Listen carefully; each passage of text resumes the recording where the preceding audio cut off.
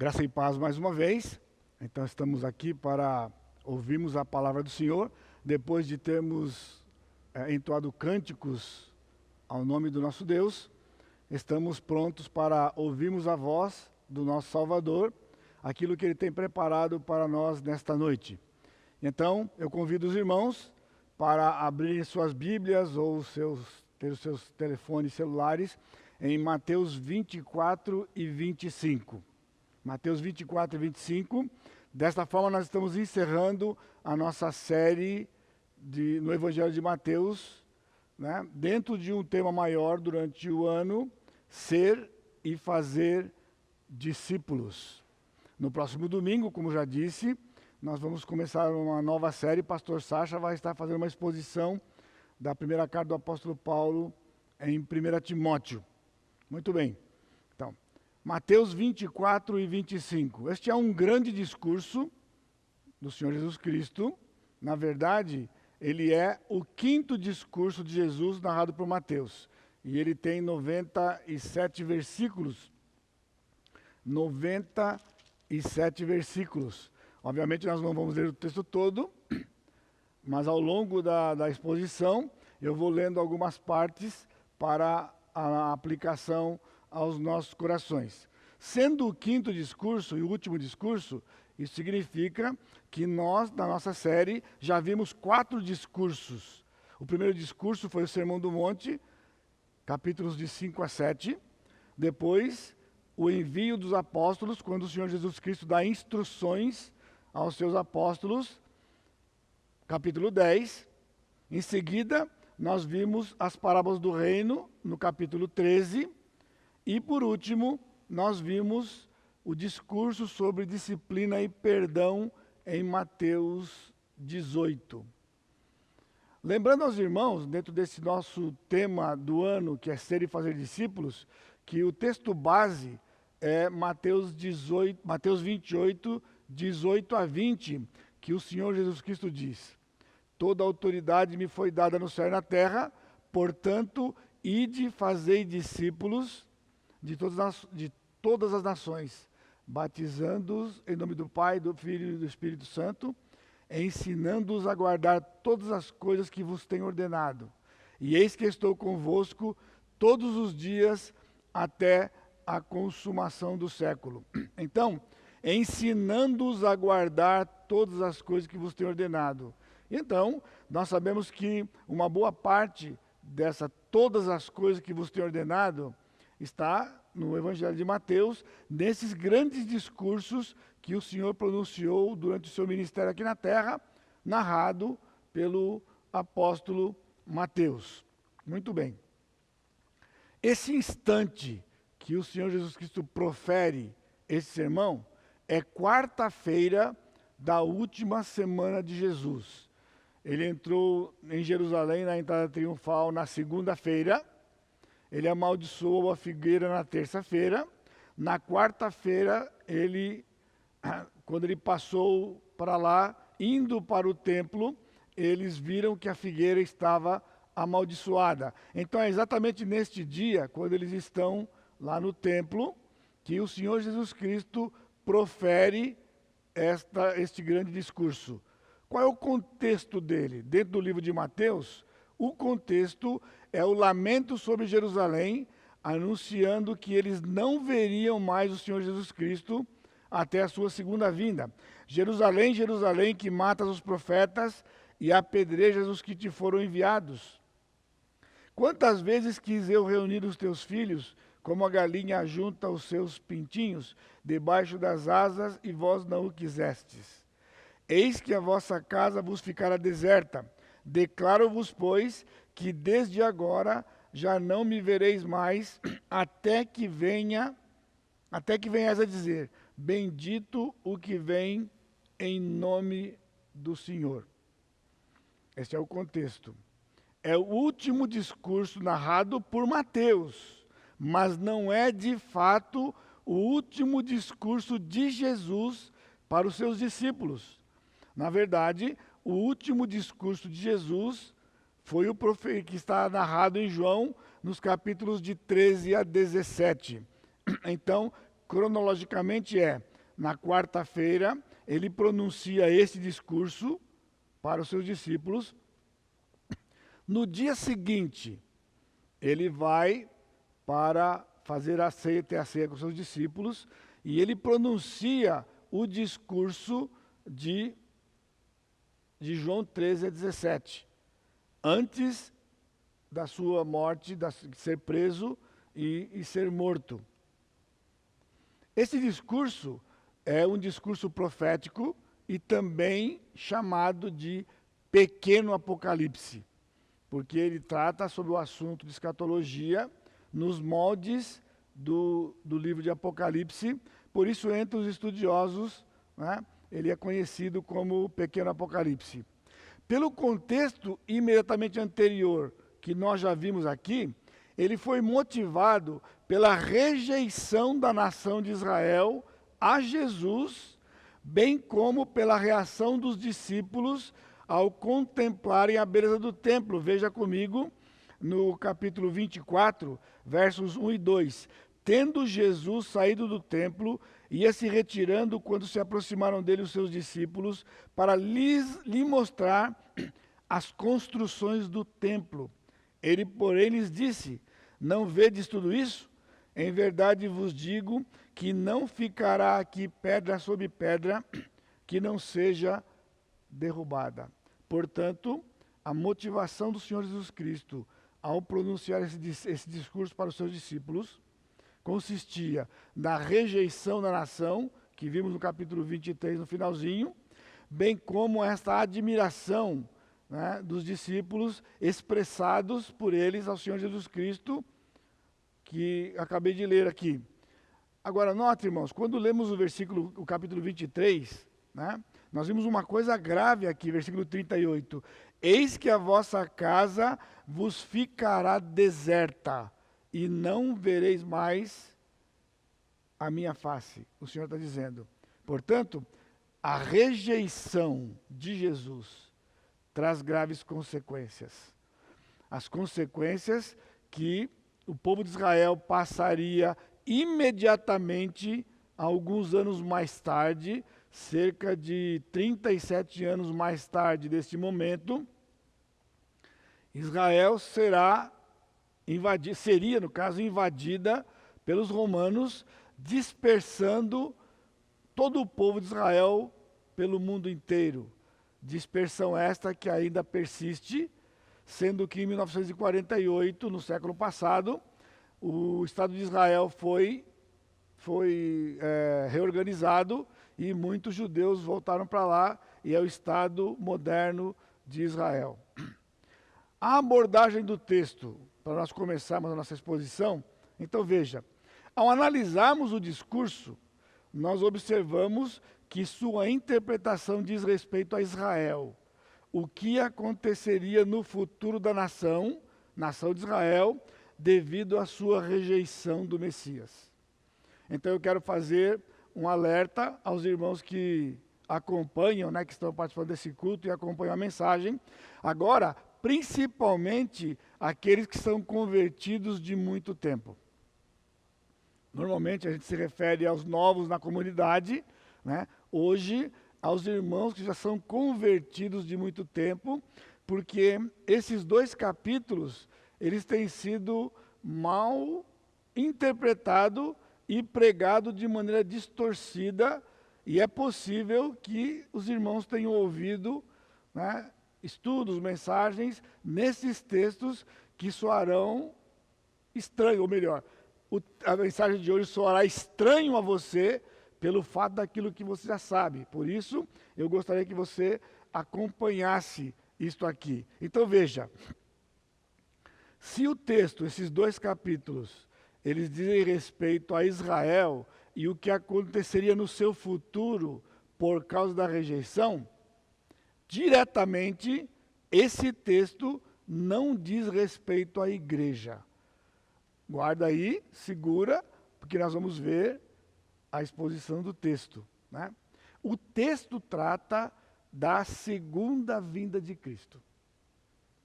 O Senhor Jesus Cristo está dizendo para os seus discípulos que ele vai para o céu e vai voltar uma segunda vez.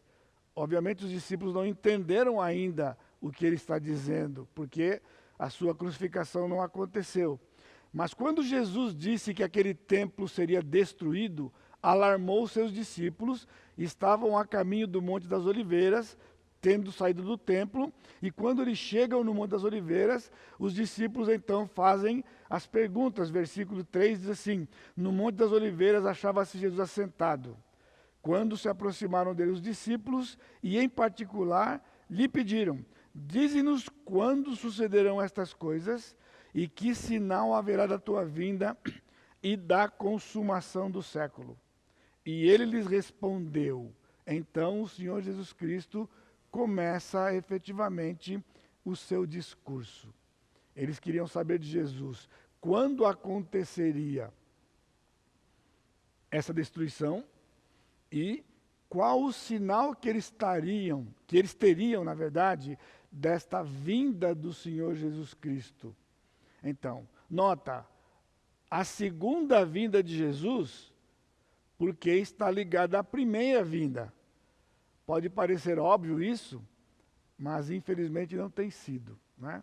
Porque tem havido uma confusão da segunda vinda com o arrebatamento, mesmo em teólogos conservadores, que criaram uma expressão, né, dizendo que o arrebatamento é a primeira fase da segunda vinda.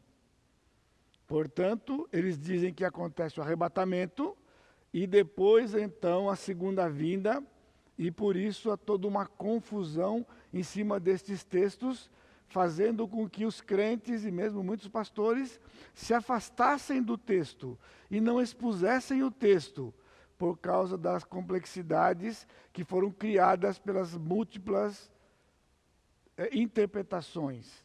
Então notem, irmãos, o arrebatamento da igreja não é uma fase da segunda vinda. O arrebatamento da igreja é um evento profetizado pelo Senhor Jesus Cristo, exclusivo para a igreja, que não é a sua segunda vinda. Por quê? Não existe segunda se não houver primeira. Segunda, porque ele veio a primeira vez.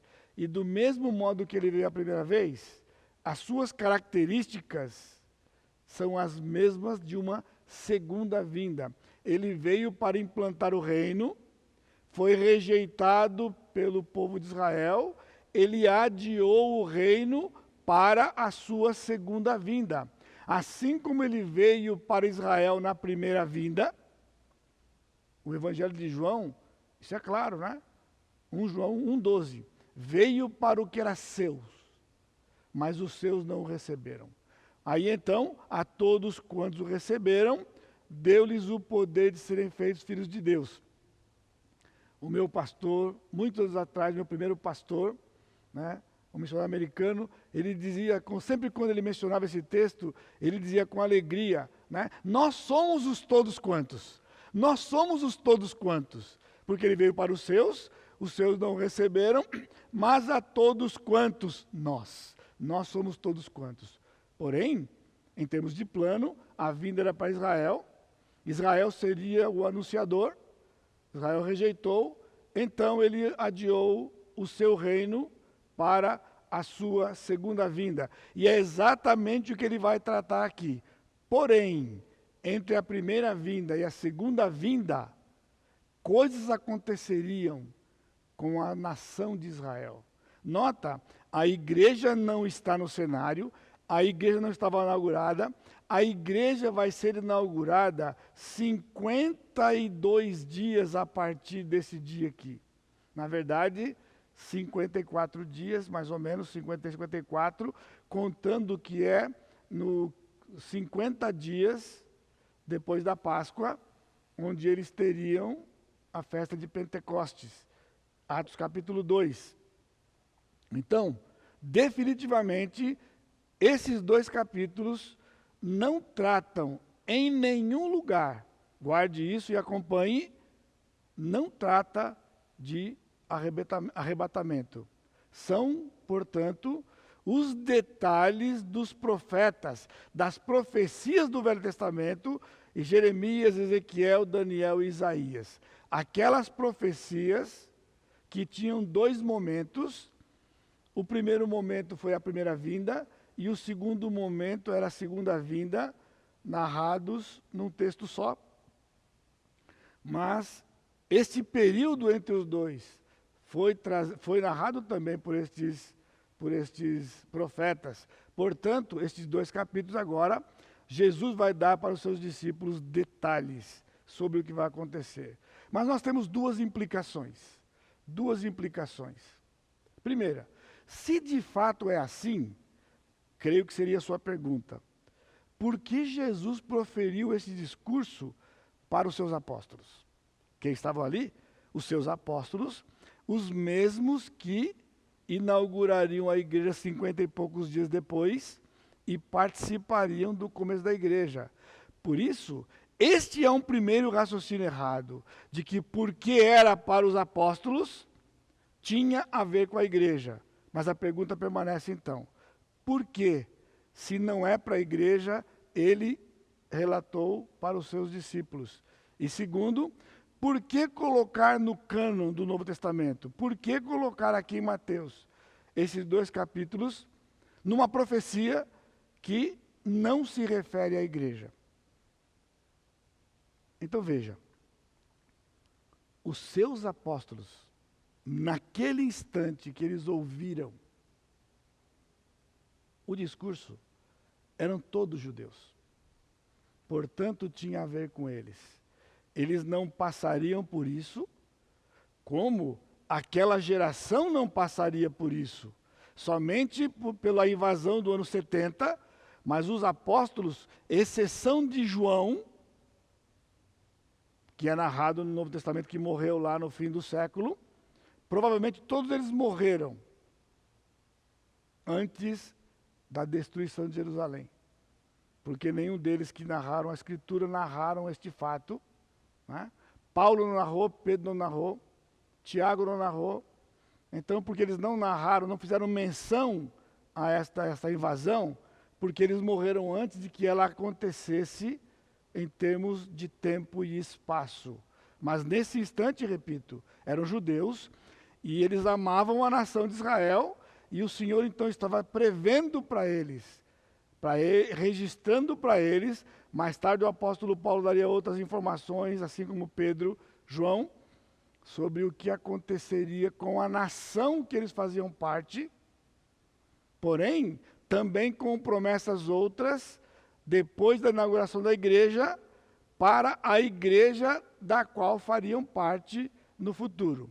Mas eu quero destacar para os irmãos de que na grande comissão, que é o texto base da nossa série, né, de Mateus, e bem como do tema do ano, ele tem um tom profético. Capítulo 28, 18 a 20 diz, até a consumação do século. E é interessante, né, de que, quando falamos em termos de grande comissão, normalmente se dá uma superênfase no ide de Jesus. Ide, e o povo tem que ir, abandonou-se o conteúdo que se daria quando fosse, porque quando deram ênfase no ide, tiraram a ênfase do imperativo fazei discípulos. Fazer discípulos era a ordem. Então, eles teriam que ir para fazer discípulos. E como seria isso? Pregando o evangelho, já vimos em outros discursos, eles se renderiam ao Senhor. Então, eles seriam ensinados destas coisas para guardarem no coração. E vem o tom profético, até a consumação do século. Mas é a parte não enfatizada. Por isso, é muito importante que no livro de Mateus, ele termina os discursos e esse conteúdo que deveria ser passado com o tempo que aconteceria a consumação do século, a consumação desta era. Então eu quero propor para os irmãos, nesses dois capítulos, de que é de grande importância para o discípulo saber o plano de Cristo para o estabelecimento do seu reino literal aqui na terra. É de grande importância para o discípulo saber do plano de Cristo para o estabelecimento do seu reino literal aqui na terra. Porque o Senhor Jesus Cristo reina hoje, ele reina na sua igreja, o mundo está ainda debaixo de Satanás, até que complete o tempo dos gentios. O Senhor tem permitido isto, mas ele prometeu que ele vai vir fisicamente e vai governar fisicamente, literalmente, presencialmente. Essa palavra é tão boa hoje em dia, né? Presencialmente aqui na terra. E eu quero desafiar os irmãos por esse texto, que é de grande importância saber isso. Por isso, o Senhor Jesus Cristo proferiu esse discurso para os seus discípulos, porque era importante. Irmãos, é tão importante quanto as bem-aventuranças. É tão importante quanto o comissionamento do capítulo 10. É tão importante quanto as parábolas do Mateus 13. É tão importante quanto a disciplina e o perdão de Mateus 18. Mas é interessante de que há uma certa ênfase naqueles outros 4 discursos, e esse discurso é relegado a segundo plano, mesmo entre os crentes conservadores e também, infelizmente, no nosso meio também. Com esta premissa de que, pastor, não importa, porque esse preciosismo do Senhor em querer dizer que a volta dele é assim, assim, assim, quando os teólogos não têm unanimidade sobre isto. Então, significa que não importa. Eu sinto discordar. Importa. O que Jesus deu para os seus discípulos e deu para nós, não é ambíguo. Não é ambíguo, irmãos. O assunto da escatologia é de suma importância a despeito do que fizeram com ela ao longo desses séculos. Eu não me especializei, alguns têm uma ideia errada sobre isso. O pastor se especializou nisso, ele estudou muito sobre isso, ele gosta desse assunto, ele gosta de falar sobre isso. Sim, eu gosto, mas eu não me especializei. Apenas entendi que a escatologia é a coluna vertebral. É a coluna vertebral da teologia. Assim como o nosso corpo tem uma coluna vertebral, e qualquer lesão na coluna vertebral, sabe? É de grande prejuízo para o corpo. Paraplégicos, tetraplégicos, porque há problemas na onde? Na coluna vertebral. Tanto cuidado se tem com a medula que passa ali, não é? Então, teologicamente é a mesma coisa. Qualquer lesão na escatologia vai refletir no corpo de Cristo. 17 dos 39 livros do Velho Testamento são livros proféticos. Some-se a isso os capítulos e os salmos proféticos, e nós temos a maior parte do Velho Testamento como profecia. Mesmo nos livros históricos, o Senhor trouxe uma profecia para Davi, quando prometeu o seu filho Salomão, consequentemente o Senhor Jesus Cristo. E nós podemos encontrar isso em qualquer livro do Velho Testamento. Então, tem sido um prejuízo muito grande. A igreja tem sofrido a ausência do ensino da profecia. A rejeição do Messias por Israel foi resultado direto do desprezo à profecia. E a igreja tem caído no mesmo erro. Aquilo que nós somos, irmãos, como Igreja Batista Maranata, não é por acaso. É obra exclusiva do Espírito Santo de Deus, pela sua graça, de Deus, o Senhor Jesus Cristo, porém, em base na Escritura. E a escatologia é uma das bases para sermos o que nós somos. Você acha que este ambiente de comunhão, este ambiente familiar, este amor que nós temos, nós estamos sofrendo por causa do isolamento? E é por quê?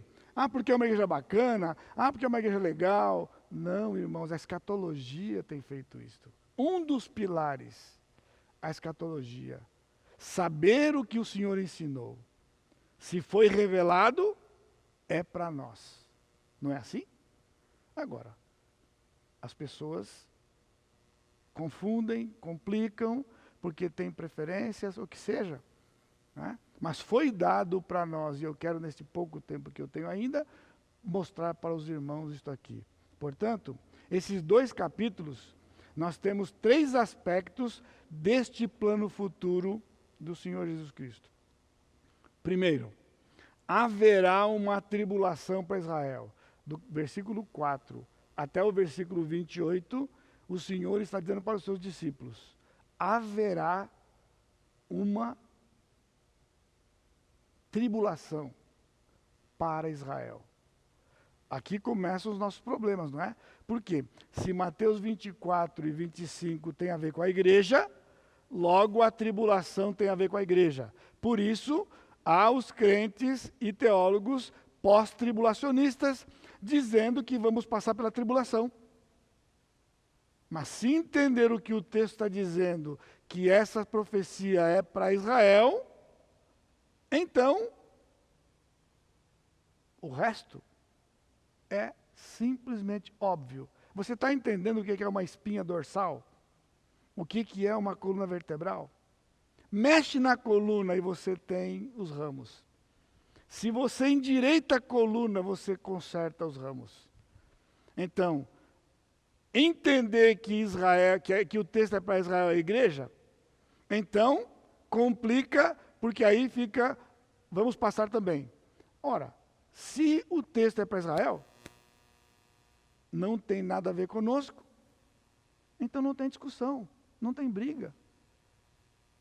Por isso é muito importante. Jesus começa dizendo: virão falsos cristos.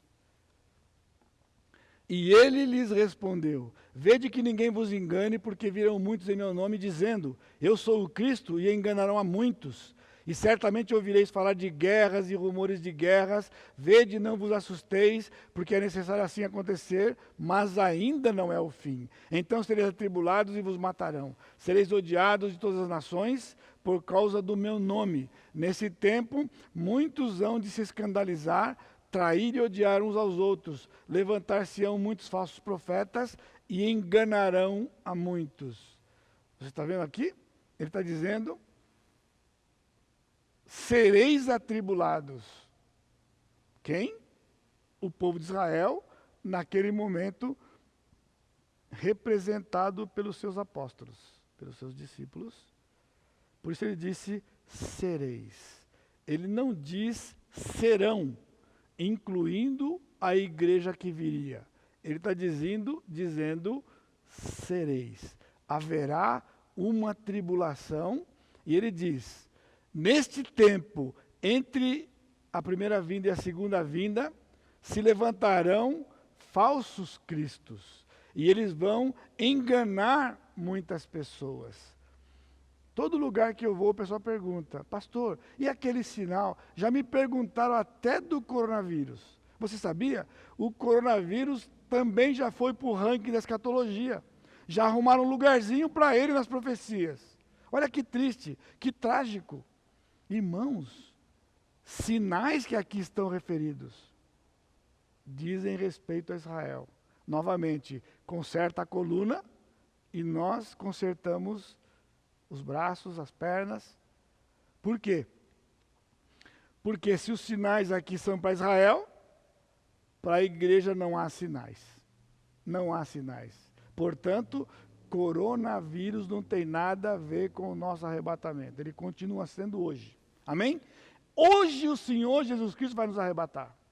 Mesmo que não acabou a pandemia. Hoje. Agora, para Israel, há sinais. E nós acompanhamos, mas não tem nada a ver conosco. Haverá uma tribulação para Israel. E o Senhor Jesus continua dizendo: a manifestação do anticristo é o ponto de partida, versículo 15. Quando, pois, vides o abominável da desolação de que falou o profeta Daniel no lugar santo, quem lê, entenda. Verso 21. Porque nesse tempo haverá grande tribulação, como desde o princípio do mundo até agora não tem havido e nem haverá jamais. Verso 22. Não tivessem aqueles dias sido abreviados e ninguém seria salvo, mas por causa dos escolhidos, tais dias serão abreviados. Meus irmãos, o Senhor Jesus Cristo, na sua bondade, em narrar e revelar o seu plano, ele disse: haverá uma grande tribulação. E essa tribulação tem data marcada. Qual é a data marcada? O anticristo vai se manifestar. O abominável da desolação, né? O abominável da desolação, que o profeta Daniel disse. Por isso, nós estudamos escatologia começando com Daniel. Esta tribulação é a 70ª semana de Daniel, portanto, é um período de 2.520 dias, ou seja, 7 anos. 7 anos lunares, 2.520 dias. E o texto aqui no versículo 22 diz: não tivessem aqueles dias sido abreviados, ninguém seria salvo. Será abreviado pela metade. Agora nota, Jesus só está dando um detalhe que Daniel já deu. Porque ele disse: ele vai fazer aliança com muitos por uma semana.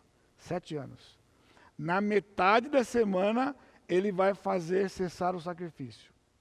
Portanto, Daniel 9 era uma profecia exclusiva para Israel. Alguém discute? Ninguém discute, porque lá só tinha Israel. E a mesma coisa Jesus está dizendo aqui. Ele está dizendo: era previsto 7 anos, mas veja, por causa dos escolhidos, por causa daqueles que o Senhor ia salvar, ele disse, foi abreviado para metade. Só metade, porque se fosse os 7 anos originais, ia sobrar quase ninguém. Então o Senhor, por amor aos escolhidos do povo de Israel, abreviou aquele tempo em apenas metade. Eu pulei os versos anteriores, né, por conta do nosso tempo, mas no verso 13 e 14 ele diz: aquele, porém, que perseverar até o fim será salvo. Quem será salvo? Quem vai perseverar? O povo de Israel. E a salvação aqui não é espiritual, é salvação física, porque Israel vai ser perseguido. E será pregado este evangelho do reino no mundo todo. Outro engano dos nossos dias. O pessoal tem feito missões, estão empenhados em missões, com uma motivação distorcida da Escritura, dizendo que ao fazer missões, está antecipando a vinda de Jesus. Meus amados irmãos, este texto aqui diz que o dia está marcado. Não tem como antecipar esse dia. O dia já está marcado no plano do Senhor. Não tem como antecipar. Porque o evangelho que vai ser pregado no mundo inteiro é o evangelho do reino naqueles 7 anos. 7 anos e o evangelho vai ser pregado no mundo inteiro. Pastor, em 2000 anos, mais da metade do mundo nem sequer sabe que Jesus existiu. Como é que isso vai acontecer em 7 anos? Pois é, assim diz o Senhor. E eu pergunto para você que me assiste e que me acompanha: o Senhor mente? Tito 1 diz que o Senhor não pode mentir. Se o Senhor disse que vai ser, vai ser. Sabe como que vai ser? Porque eles farão o que a igreja não está fazendo. O quê? Fazer discípulos. Eles farão discípulos. 144 mil sairá para fazer discípulos. E em 7 anos, o mundo inteiro vai ouvir falar do Evangelho. Vai ouvir falar do Senhor Jesus Cristo. E então, o Senhor Jesus Cristo efetivamente volta. No versículo 21 nós vimos, será um tempo sem precedente. Israel tem um momento triste da sua história chamado Holocausto. Irmãos, o Holocausto foi a pior tragédia até aqui. mas não é a pior que está prevista para o povo de Israel. Já aconteceram outras, a invasão do ano 70 foi sangrenta, o holocausto, mas ao ler o livro de Apocalipse, o que está narrado nesses 2 capítulos, é algo para intercedermos pela nação de Israel, porque será num volume sem precedentes. No versículo 27, ele nos dá aqui uma das pistas de que o arrebatamento já ocorreu. Veja o versículo 27. Porque assim como o relâmpago sai do Oriente e se mostra até o Ocidente, assim há de ser a vinda do Filho do Homem. Olha comigo aqui. Assim como o relâmpago sai do Oriente e se mostra no Ocidente, assim vai ser a vinda do Filho do Homem. Por isso, o segundo aspecto da importância de o discípulo do Senhor Jesus Cristo, nós conhecermos o seu plano, que está narrado na Escritura, como está narrado e devidamente interpretado, é saber que Cristo virá uma segunda vez. Será após a tribulação. Eu estou inventando? Eu não sei, de fato, porque essa confusão toda, se é pré, pós, meio, não tem, como é que é? Olha só, versículo 27, assim como o relâmpago sai do Oriente e se mostra no Ocidente. Agora, veja o que diz o texto. Acompanhe comigo o texto. Ela vai ser após a tribulação, ou seja, a segunda vinda de Cristo é depois da tribulação. Mas segunda vinda não é arrebatamento. A igreja é arrebatada antes da tribulação. A tribulação é para Israel, conforme nós vimos no número 1 aqui. E Cristo então vem para Israel uma segunda vez por pura misericórdia e graça para estabelecer o seu reino prometido no Velho Testamento, por todo o Velho Testamento. Então, o arrebatamento é para a igreja hoje. Está ouvindo? Hoje. Eu não estou ouvindo você, mas vai aparecer uns améns lá, eu espero. 7 anos de tribulação para Israel, a igreja foi. Então, a segunda vinda de Cristo.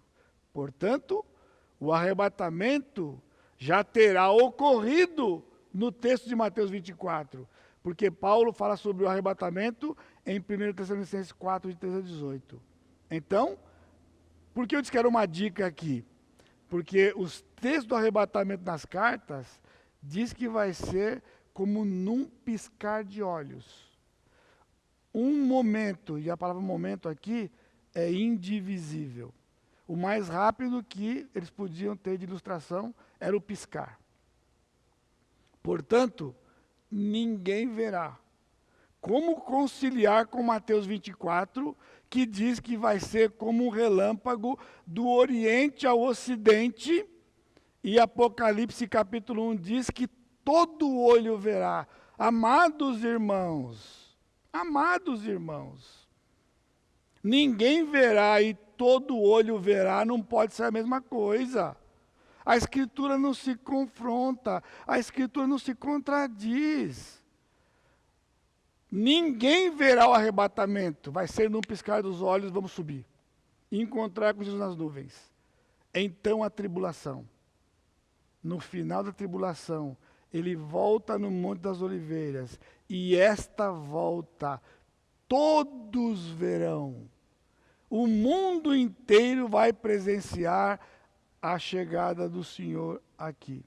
Logo em seguida, a tribulação daqueles dias, o sol escurecerá, a lua não dará sua claridade, as estrelas cairão do firmamento, os poderes do céu serão abalados. Então aparecerá no céu o sinal do Filho do Homem. Todos os povos da terra se lamentarão e verão o Filho do Homem vindo sobre as nuvens do céu com poder e glória. Portanto, eu já pedi, se não tirar, eu vou reforçar. Tira do nosso repertório aquele cântico, amados irmãos, e assim se verá a vinda do Filho do Homem. Porque não é para nós aquilo ali. Aquilo é para o povo de Israel. O arrebatamento não tem musiquinha, irmãos.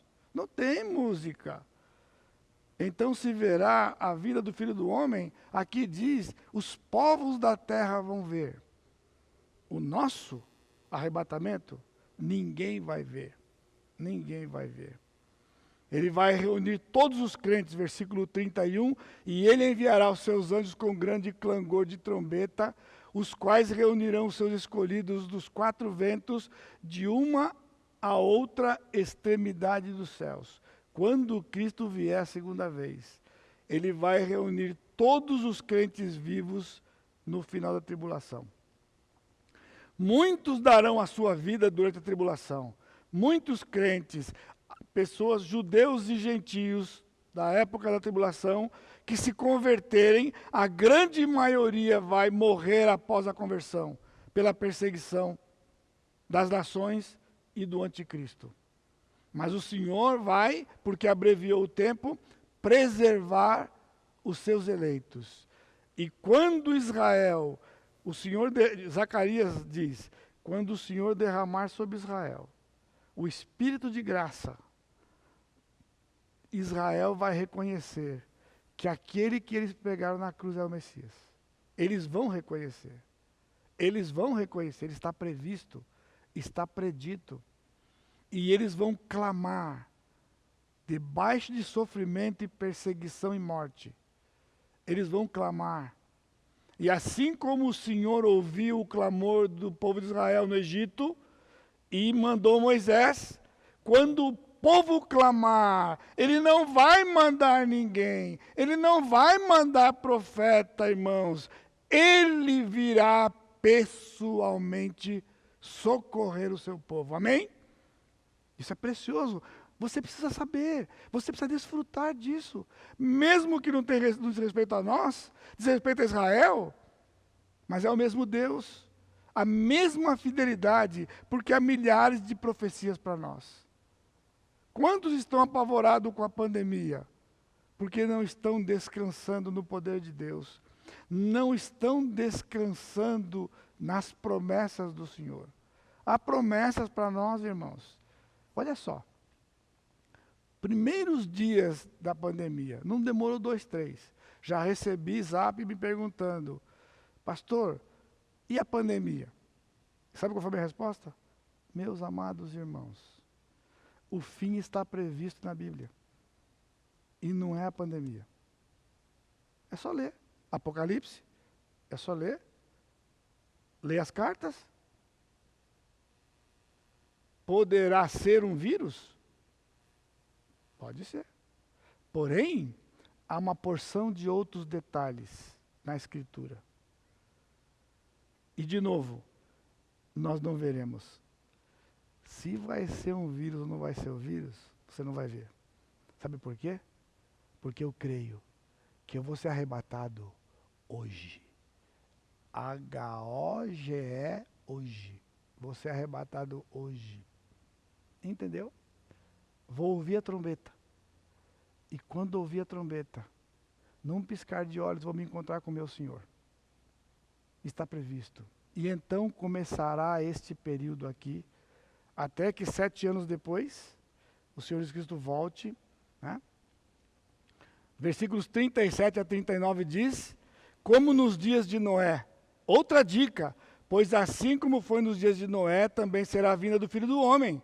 Porquanto assim como nos dias anteriores ao dilúvio, comiam e bebiam, casavam-se e davam-se em casamento, até o dia em que Noé entrou na arca e não o perceberam, senão quando veio o dilúvio e os levou a todos, assim será também na vinda do Filho do Homem. Como nos dias de Noé. É dica? Está aqui. Está aqui, irmãos. Eu não estou inventando. Eu não tenho uma preferência. Não é porque eu quero, porque eu acho. Olha só. Nos dias de Noé, responde comigo. Você sabe. Conhece a história? Os salvos permaneceram. Os incrédulos foram tirados. Correto? Quem ficou na arca? Noé e sua família. Quem morreu no dilúvio? Os que não creram. Verdade? Então, Arrebatamento, meus amados irmãos. Os crentes são levados. E quem permanece são os incrédulos para a tribulação. Aqui, na vinda do Filho do Homem, os crentes permanecem para entrar no reino. E os descrentes são tirados, exatamente como aconteceu com os antediluvianos. Outra pista aqui, de que esse texto não tem nada a ver com arrebatamento. Segunda vinda, Israel, arrebatamento, igreja. Veja os versículos 40 então comigo e 41. Então 2 estarão no campo, um será tomado e deixado o outro. 2 estarão trabalhando no moinho, uma será tomada e deixada a outra. De novo, tem musiquinha, tem cântico ensinado para as crianças com a dominical, tira do repertório. 2 na mesma cama vão adormecer. Tirado será um e o outro ficará, e o teu destino, ó qual será? Irmãos, não é arrebatamento aqui. É só uma coincidência que um vai ser tirado, o outro vai ser deixado. Só que nós já vimos aqui o 40. 2 vão estar no campo. Um será tomado. Quem vai ser tomado não é o salvo. Quem vai ser tomado é o perdido. E quem vai ser deixado? Esse sim é o salvo, o crente do final da tribulação, que vai se encontrar com o Rei dos Reis que chegou para implantar o reino. Muito importante. Cristo virá uma segunda vez. Agora, deve ser esperada devido à sua certeza. Aqui tem uma lição para nós. É uma lição, a interpretação de Israel. Mas tem uma aplicação para nós. Versículo 45. Quem é, pois, o servo fiel e prudente, a quem o Senhor confiou os seus conservos para dar-lhes o sustento a seu tempo? Bem-aventurado aquele servo a quem o seu Senhor, quando vier, achar fazendo assim. Mas se aquele servo, sendo mau, disser consigo mesmo, meu Senhor demora-se, e passar a espancar os seus companheiros, virá o Senhor daquele servo em dia que não espera e em hora que não sabe. Irmãos, a lição é para nós. Em que sentido? Se não crer no que a Bíblia diz, por exemplo, Israel não está esperando Jesus. Estão vivendo como se ele nunca fosse voltar e como se nada fosse acontecer. Por isso, vivem o hoje e o agora do jeito que quiser. A lição para nós, você sabe, como nós estamos falando sobre escatologia aqui, de que se você não está esperando o arrebatamento hoje, se você acha que o arrebatamento vai ser um dia, isso interfere na sua vida cristã. Lembra da espinha dorsal? A santificação é comprometida. Como os crentes encaram as verdades da palavra é comprometida, porque estão dizendo que isso vai voltar um dia. Um dia ele vai voltar. Sim, mas esse dia é hoje, sabe por quê? Hoje, se ouvirdes a sua voz, não endureçais o coração. O amanhã é do diabo. O diabo fala amanhã. Hoje não, amanhã. Você que me ouve, não tem Cristo como seu Senhor? Eu lhe convido hoje a render-se aos pés dele, mas sabe o que está na sua mente agora? Não, amanhã. Você é novo. Você está ouvindo isso desde que você tinha 20, 30. Agora você tem 60, você não é novo não. Você não é novo não. O coronavírus está atrás de quem tem 60. Quem tem 60 fica com todo cuidado. Mas você continua achando porque não tem 80, porque não tem 90, porque isso é do diabo. E também não foi ontem. Ontem é do homem. O homem tem saudade do ontem. Ah, você tem saudade dos outros. Você não tem saudade quando a gente se abraçava? É ontem. Ontem. Hoje é do Senhor. Hoje é do Senhor. Portanto, o arrebatamento é hoje. Então faz diferença como você está vivendo. Faz diferença. Aqui está escrito, quem está esperando vive de um jeito. Quem não está esperando o Senhor vive de outro. É para Israel e neste ponto para nós que esperamos o arrebatamento. Principalmente porque não há sinais. Muito mais para nós. Sabe o que significa? Esse texto evidencia a fidelidade de Deus para com as suas alianças e promessas. Ele disse para a igreja: eu vou arrebatar a igreja para morar comigo, encontrar com Jesus no céu, nas nuvens. E ele disse para Israel: eu vou voltar para resgatar vocês. Vigia até lá, eu vou voltar. Porque Israel não acredita, vive como está vivendo. Os crentes que não acreditam que o arrebatamento é hoje, vai ser um dia, ficam olhando para os sinais. Na verdade, irmãos, os crentes vivem como se Cristo nunca fosse voltar. Nunca fosse voltar. Porque não muda nada se você estiver atrás de sinais. Jesus disse: estão me pedindo um sinal, eu não vou dar outro para vocês, a não ser o que foi dado pelo profeta Jonas, que o Filho do Homem vai ficar 3 dias no ventre da terra. Ele já deu os sinais, ele já deu a escritura para nós. Não temos que olhar para os tempos são para Israel. Então, nisto o arrebatamento é semelhante em termos de conduta e nossos relacionamentos. A nossa conduta e os nossos relacionamentos refletem a nossa crença na realidade da promessa que o Senhor fez para a igreja do arrebatamento e para Israel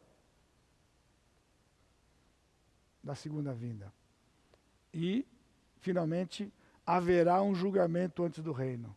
Capítulo 25. Capítulo 25, versos de 1 a 13. Eu não tenho o texto aqui, porque são textos longos, não dá para colocar todo aqui. Então veja comigo, capítulo 25. Ele conta 3 parábolas. Então o reino do céu será semelhante a 10 virgens que, tomando as suas lâmpadas, saíram a encontrar-se com o noivo. 5 dentre elas eram nécias, 5 prudentes. As nécias, ao tomarem as suas lâmpadas, não levaram azeite consigo. No entanto, as prudentes, além das lâmpadas, levaram azeite nas vasilhas. E tardando o noivo, foram tomadas de sono e adormeceram. Mas à meia-noite, ouviu-se um grito: eis o noivo! Saiu ao seu encontro. Então se levantaram todas aquelas virgens e prepararam as suas lâmpadas. As nécias disseram às prudentes: dai-nos do vosso azeite, porque as nossas lâmpadas estão se apagando. Sabe o que é essa parábola? Veja aqui. A igreja virá casada com Jesus. A igreja é a noiva de Cristo. Somos arrebatados, somos julgados no céu, apura-se o dote da noiva, os atos de justiça, Apocalipse 19, há as bodas do Cordeiro no céu, onde o noivo desposa a noiva, agora noivo e noiva casados, vem no Monte das Oliveiras a segunda vinda. Lembra da espinha dorsal? Tudo se encaixa bonitinho. Tudo se encaixa bonitinho. Essa coisa que ele vem, volta e vem, julga quando? Então não dá. Ele leva a igreja, julga, apura, casa e volta. 7 anos de tribulação aqui, julgamento do crente, bodas do Cordeiro e voltamos. A igreja vem com Jesus. O que eu quero dizer? A parábola das 10 virgens não diz respeito à igreja. Com todo respeito, irmãos, Jesus não é polígamo. Ele não ia casar com 5 virgens. Está escrito aqui. Ah, mas é detalhe. Quer detalhes? Aqui é uma parábola que trata dos amigos do noivo de João capítulo 3. Os amigos do noivo perguntaram para Jesus: você é o noivo, você é o Messias? Não. Ele falou: não, eu não sou o noivo. Eu me alegro de ver o noivo como amigo do noivo. João Batista era judeu, amigo do noivo, porque na vinda de Jesus, Israel vai entrar no reino como súditos. Súditos do reino. Amigos do noivo. Aqui é um casamento hebraico. Aqui é o casamento dos judeus lá. O noivo vinha na casa da noiva buscar a noiva para sua casa. E lá na sua casa ele apurava o dote da noiva. E então havia a cerimônia do casamento. agora casados, eles voltavam para a casa da noiva e se encontravam com os amigos do noivo e entravam na festa que durava 7 dias. E havia um cerimonial de que virgens se encarregavam de preparar o lugar com as lâmpadas, para que eles viessem para a festa. As virgens não eram a noiva. A noiva foi casar e vai voltar com o noivo. As virgens preparavam o lugar para desfrutar da festa do casamento junto com o noivo e com a noiva. É isso que está aqui. E quando ele coloca 5 prudentes e 5 nécias, é porque quando Jesus, durante a tribulação, ele vai tratar Israel, aos salvos que vão ficar até o final, e os que vão morrer durante a tribulação. As 5 nécias representa a parte de Israel que morre durante a tribulação. E as 5 sábias representam o povo de Israel, a parte que fica até quando Cristo voltar. O detalhe aqui, lâmpadas, todas elas tinham. Mas 5 tinham azeite. Azeite na Escritura, meus amados irmãos, o Espírito Santo. O Espírito Santo é representado pelo azeite. Então, quem não tem o Espírito Santo, diz o texto, quem não tem o Espírito de Cristo, não é dele. Então, as que tinham o Espírito Santo eram convertidas, vão entrar na festa. E quando ela fecha a porta? Quando Cristo inaugurar o milênio, entra Cristo com a igreja que ele trouxe, governantes do milênio, agora Israel, salvo do final do milênio, no final da tribulação, mais os crentes do Velho Testamento. Estão vindo? Crentes do Velho Testamento, os crentes da tribulação, os que sobrarem aqui, entram no milênio e fecha. O milênio é inaugurado. Ninguém mais entra, porque quem não entrou vai ser julgado. Vai ser julgado. Notem agora uma coisa interessante, porque nós já falamos sobre outras parábolas no capítulo 13, e depois em outros textos também de Mateus, nas aberturas, entre os discursos, né? Olha uma coisa nova aqui. Nas 3 parábolas que representam o reino futuro, ele diz, então o reino do céu será. Em Mateus 13 ele diz, o reino do céu é semelhante. É a época que vivemos. Aqui ele está dizendo, será. O reino do céu será, porque ele está falando do reino literal que ele vai implantar. Vai ser semelhante às virgens, versículo 14. Pois será como um homem que ausentando-se do país, e no versículo 31, quando vier o Filho do Homem na sua majestade e todos os anjos com ele, então se assentará no trono da sua glória, e todas as nações serão reunidas, o futuro vão ser reunidas. A parábola dos talentos é difícil. E ela tem sido mal interpretada. Porque está dizendo que talentos são dons que Deus deu para nós. Não está escrito aqui. Estão comigo? Mateus 24 e 25, Israel. Nada a ver com a igreja. Pode aplicar? Pode aplicar, mas não pode interpretar. Porque a interpretação, esta parábola dos talentos, é a parábola que quando o rei vier com a noiva, quem é a noiva? A igreja. Ele vai vir com a noiva para julgar as nações. E essa parábola aqui, ela é paralela de Lucas 19, que fala das minas. Por quê?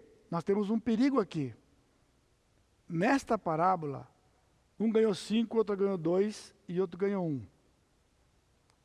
Lembram? O de 5 fez mais 5, o 2 fez mais 2, o de 1 enterrou.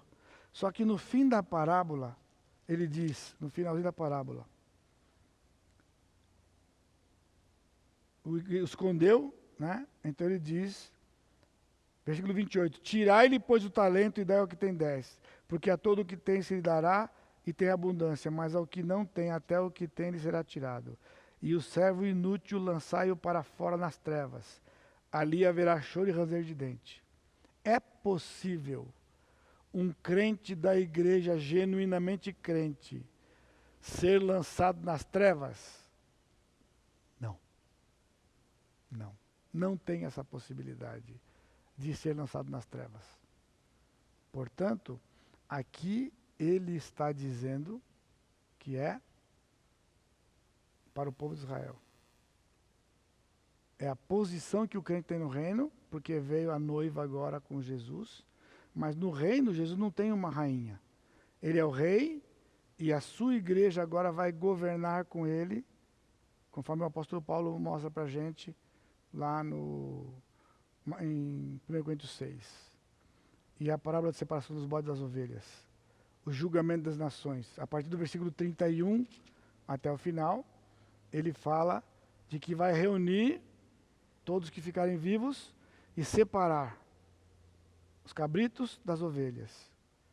Os cabritos vão ser tirados e as ovelhas vão permanecer. Um será tomado, o outro vai ser deixado na segunda vinda e os que vão ser deixados vão entrar no milênio. Salvos são as ovelhas.